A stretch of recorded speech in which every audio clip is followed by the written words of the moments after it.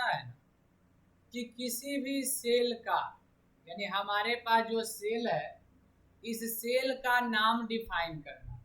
इस सेल का नाम अभी A1 है, इस वजह से जहां भी लिखते हैं इक्वल टू A1 का वैल्यू आता है। लेकिन हम चाहते हैं इसका जो सेल नेम है वो डिफाइन कर दे। क्या कर दे? डिफाइन। यहाँ पे जहां भी लिखते हैं इक्वल टू A1 तो A1 का डाटा आता है। हम चाहते हैं इसका डिफाइन नेम दे देते हैं, यहाँ डिफाइन नेम पे क्लिक कर देंगे और इस सेल का नाम हम दे दिए यहाँ पर भी। क्या दे दिए? और इसका भी, मोहन वाले का भी डिफाइन नेम कर देते हैं बी।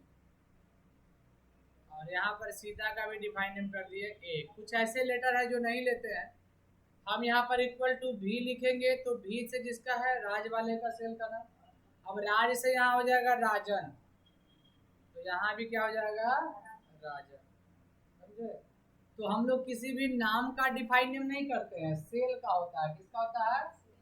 सेल का। तो इसीलिए इक्वल टू भी लिखने से A1 वाले सेल का डाटा आएगा और इक्वल टू बी लिखने से ये वाला डाटा आएगा।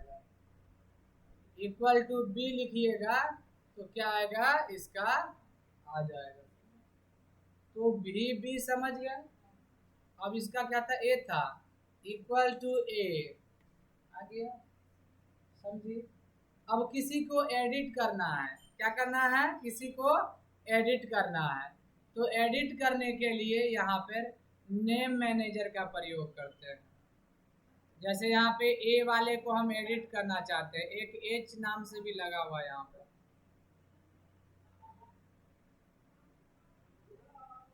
राजा, यानी इस सेल का नाम जो ये है, इस सेल का जो डिफाइन नेम है वो एच है। इसका क्या है? एच। अब हम चाहते हैं एच वाले को डिलीट कर दे, या मान लीजिए कि बी वाले को डिलीट कर दे। किसको डिलीट कर दे? यहाँ देखिए बी वाला यूज किया हुआ है ना, तभी तो मोहन आया। हम इसको डिलीट कर दिए, डिलीट। अब जैसे ही यहाँ डिलीट करेंगे बी वाले को, क्लोज करेंगे, तो यहाँ पर देखिए जहाँ जहाँ इक्वल टू बी यूज हुआ है एरर का मैसेज आ जाएगा। समझिए बात। और एक चीज और दिया हुआ है यहाँ पे नेम मैनेजर में, जो है हमारे पास, उसका हम एडिट भी कर सकते हैं। क्या कर सकते हैं? एडिट। और यहाँ पे व्यू के जगह पे हम लोग इसका कर दिए एन। क्या कर दिए? एन। और सेल रेफरेंस आपका यही है, ओके कर दीजिएगा। अब यहाँ पर इक्वल टू एन लिखिएगा तो क्या आ जाएगा? समझी बात। और जहाँ पे इक्वल टू भी पहले लगाए थे वो अपने आप एन हो जाएगा। हो गया है। यहाँ पे नेम मैनेजर समझ गए। अगर यहाँ से हम एडिट कर सकते हैं, डिलीट भी कर सकते हैं, और यहाँ से नया भी बना सकते हैं। तो नया बनाने के लिए तो यहाँ भी दिया हुआ define name. Use in formula से भी हम लोग प्रयोग कर सकते हैं, जिसका जिसका डिफाइन नेम लगा है।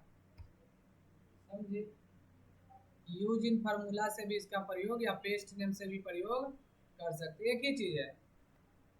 लेकिन अगर हम चाहते हैं डिफाइन नेम कुछ इस तरीके से लगाएं, जैसे यहाँ पर लिख दिए ए बी सी, ए का तो बना हुआ, लिख दिए जी जे के, और यहाँ लिख दिए मोना सोना।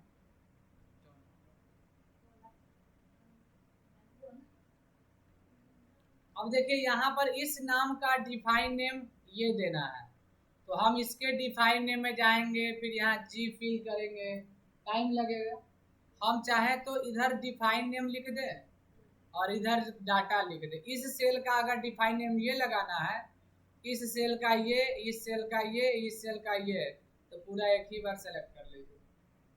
कहाँ चले जाइएगा? यूज इन फार्मूला में नहीं, क्रिएट फ्रॉम सेलेक्शन। कहाँ जाएंगे? और यहाँ पर दे देंगे लेफ्ट कॉलम। कौन सा देंगे?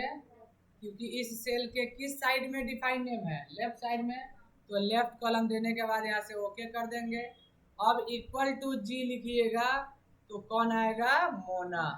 इक्वल टू जे लिखिएगा तो कौन आएगा, सोना, इक्वल टू एक के लिखिएगा तो कौन आएगा, रीना। समझ गए? तो इसका डिफाइनेम हम लोग इधर दे सकते हैं। अगर हमको ये पता करना है कि ये राजन कहाँ से लिखा कर आया है, तो ट्रेस प्रेसिडेंट बताता है। देखिए राजन यहाँ से आया है लिखा कर, लेकिन रिमूव एरो कर दिए। अगर हमको ये पता करना है कि ये जो राजन है कहाँ कहाँ प्रयोग किया गया इस सेल का, तो ट्रेस डिपेंडेंट इस सब में प्रयोग किया गया है, रिमूव एरो हो जाएगा इतना।